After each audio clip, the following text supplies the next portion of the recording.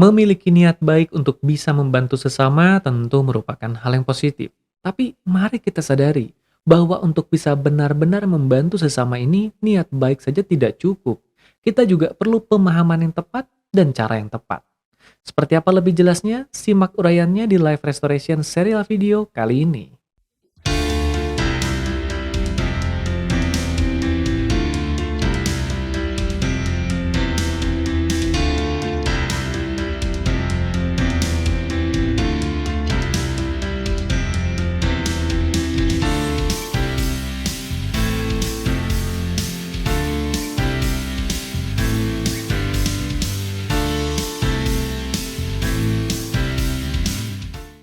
Halo para sahabat sekalian, dimanapun Anda berada, kembali berjumpa bersama saya Algus Kanalendra di live restoration serial video yang seperti biasa hadir di setiap akhir minggu menemani Anda menghadirkan berbagai inspirasi seputar restorasi kehidupan dan transformasi diri. Seperti di akhir minggu kali ini, di mana kita akan mengulas satu tema yang cukup mendasar dan tema ini boleh dikatakan agak sensitif. Kenapa sensitif? Karena seolah-olah membantu sesama atau memiliki niat baik menjadi sesuatu hal yang bisa diasosiasikan salah adanya.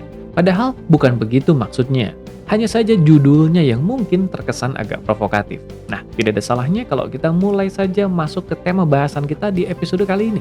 Tapi seperti biasa, sebelum kita masuk ke tema bahasan utama kita, saya juga ingin mengajak Anda untuk subscribe YouTube channel ini, Algus Kanalendra. Kalau Anda belum subscribe dan juga pastikan Anda aktifkan lonceng notifikasi.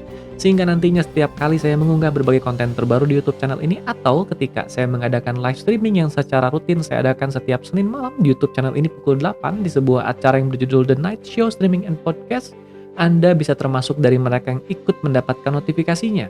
Ya, bagi Anda yang belum familiar, selain konten rutin yang saya unggah setiap minggunya di YouTube channel ini, saya juga hadir menyapa Anda lebih dekat setiap Senin malam pukul 8 di sebuah acara yang berjudul The Night Show Streaming and Podcast. Di acara itu saya hadir secara live, berinteraksi langsung dengan Anda di mana Anda bisa mengajukan pertanyaan, pernyataan, ataupun sekedar berbagi kisah di kolom live chat yang ada, dan saya sendiri bisa langsung merespon interaksi itu secara live langsung dari layar kamera ini. Jadi kalau Anda senggang, kalau Anda memang memiliki keleluasaan waktu di Senin malam pukul 8, saya menunggu kehadiran Anda untuk bisa berinteraksi langsung di YouTube channel ini, Algus Kanalendra. Tidak lupa kalau Anda juga punya usulan mengenai tema-tema tertentu yang ingin dibahas di YouTube channel ini, silakan menuliskan permintaan Anda di kolom komentar yang ada di video-video di YouTube channel ini. Kalau memang permintaan itu masih termasuk ke dalam cakupan bahasan yang saya sanggup untuk fasilitasi, ya kenapa tidak? Saya juga akan siapkan kontennya untuk itu. Termasuk tema bahasan saya di episode kali ini pun juga sebetulnya merupakan jawaban atas permintaan dari salah seorang subscriber yang juga menjadi follower di media sosial saya yang meminta saya mengulas tema yang satu ini. Seperti apa interaksi itu terjadi dan bagaimana kemudian muncullah ide untuk mengemas episode kali ini? Mari kita mulai saja bahasannya. Kita sudah mengenal sebuah kalimat bijak yang berbunyi sebaik-baik manusia adalah mereka yang bermanfaat bagi sesamanya. Yes, kalimat itu benar sekali adanya.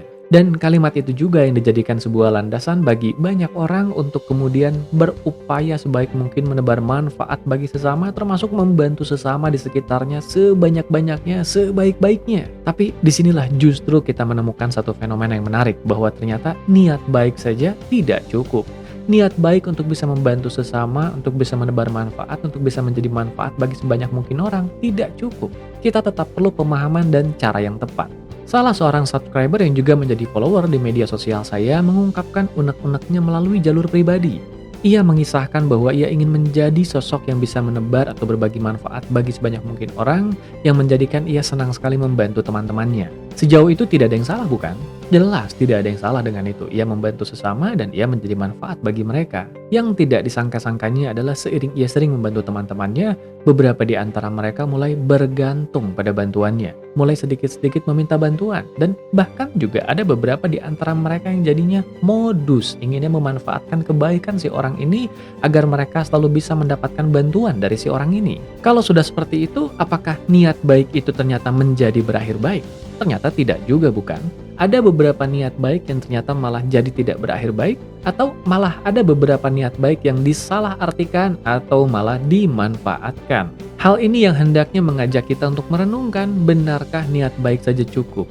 Benarkah sebuah kalimat yang berbunyi, ya sudah, kalau ingin berbuat kebaikan, buat saja kebaikan, tolong saja sebanyak mungkin orang. Sebetulnya tidak ada yang salah dengan kalimat itu. Tapi apakah betul kebaikan yang kita lakukan itu betul-betul membawa manfaat? Apakah betul pertolongan yang kita niatkan itu betul-betul menolong orang-orang ini? Atau malah menjerumuskan mereka? Terdapat sebuah ilustrasi yang seringkali saya gunakan untuk menggambarkan hal ini pada para klien saya yang merasa dirinya tidak enakan atau mereka malah jadi sering dimanfaatkan oleh orang-orang yang inginnya memanfaatkan kebaikan mereka ini demi kepentingan mereka. Ilustrasinya sederhana sekali. Bayangkan Anda melihat seekor ulat yang sedang akan dalam proses menjadi kupu-kupu. Yang terjadi adalah ulat ini akan memasuki dulu proses menjadi seekor kepompong sebelum ia nantinya menjadi kupu-kupu yang indah. Betul. Bayangkan Anda sedang berada di sebuah taman dan Anda melihat ada seekor kepompong yang sedang dalam proses menjadi seekor kupu-kupu. Anda bisa melihat bahwa kepompong itu sedang membuat gerakan-gerakan kecil dengan kaki dan sayapnya agar ia bisa membuka kepompong itu dari dalam dan kemudian keluar menjadi seekor kupu-kupu yang cantik. Singkat cerita, Anda merasa tidak tega melihat si ulat yang sedang menjadi kupu-kupu itu kepayahan, kesulitan untuk bisa membuka kepompong itu dari dalam. Anda lalu dengan niat baik merobek kepompong itu dari luar, memudahkan jalannya agar kupu-kupu itu bisa keluar saja dengan mudah dari kepompongnya. Niatnya baik, bukan? Tapi apakah hasilnya berakhir baik? Belum tentu. Kenapa demikian?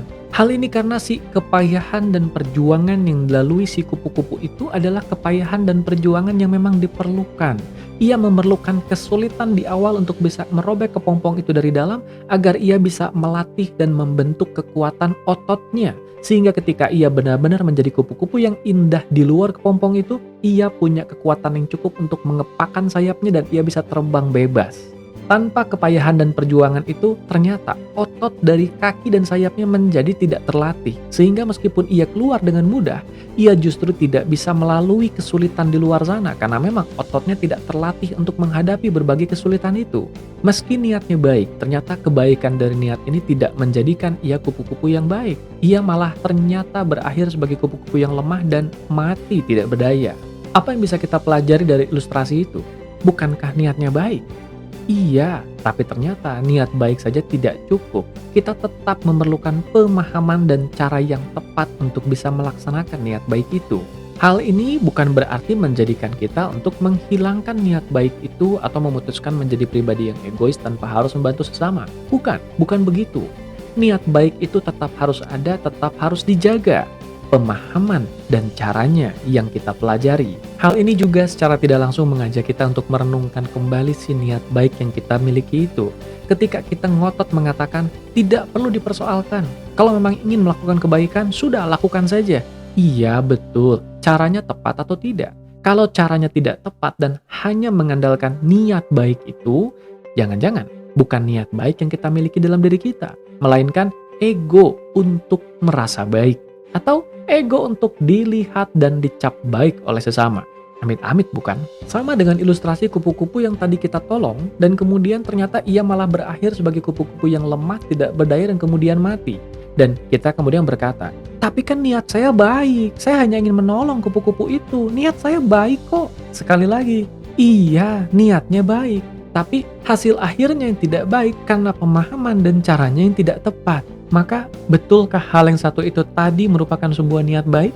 Atau ternyata merupakan sebuah ego untuk merasa baik dan dicap baik? Lalu, bagaimana cara menyikapinya? Bagaimana caranya kita bisa mengembangkan niat baik ini agar hasil akhirnya juga tetap berjalan baik? Yang pertama yaitu pastikan kita mengembangkan pemahaman kita atas esensi dari niat baik ini.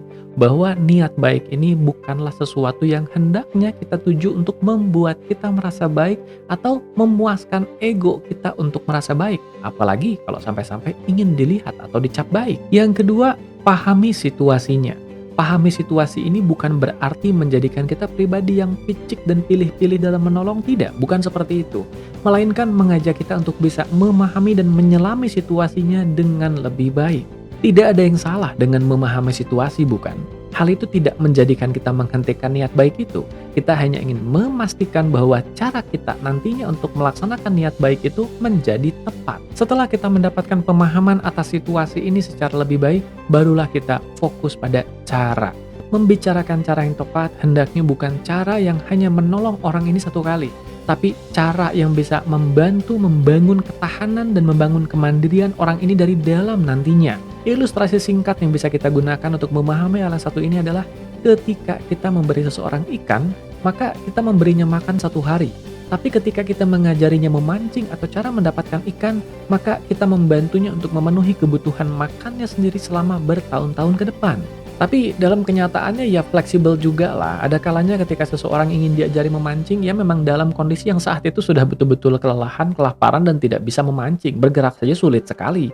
Kalau sampai bertemu situasi seperti itu, ya berikan dulu ikan. Atau dengan kata lain, berikanlah pertolongan langsung saat itu. Karena memang situasinya memerlukan itu. Tapi ketika ia sudah mulai bisa lebih mandiri, lebih kuat, lebih bertenaga, masa iya kita mau terus-terusan berikan ikan, sehingga ketika tidak diberikan ikan, maka orang ini mati kelaparan pada akhirnya. Disinilah kepekaan diperlukan untuk bisa menilai kapan seseorang memerlukan bantuan langsung seketika saat itu yang memang kita bisa berikan, dan kapan kita harus memandirikan orang ini agar ia bisa membantu dirinya sendiri di kemudian hari. Nah, sekian perjumpaan singkat kita di Live Restoration Serial Video episode Minggu kali ini. Ingat, niat baik merupakan hal yang positif, tapi niat baik saja tidak cukup. Kita tetap perlu pemahaman dan cara yang tepat.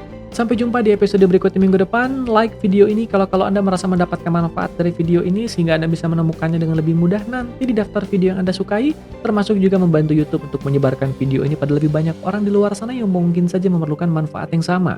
Subscribe juga YouTube channel ini Agus Kanalendra kalau Anda belum subscribe, dan aktifkan lonceng notifikasi. Sampai jumpa di serial inspirasi lainnya di YouTube channel ini Agus Kanalendra, dan sampai jumpa juga di live streaming yang rutin saya adakan setiap Senin malam pukul 8 di program The Night Show Streaming and Podcast. Saya undur diri, salam sehat, berkah berlimpah, damai, dan berbahagia selalu bersama mereka yang Anda kasihi.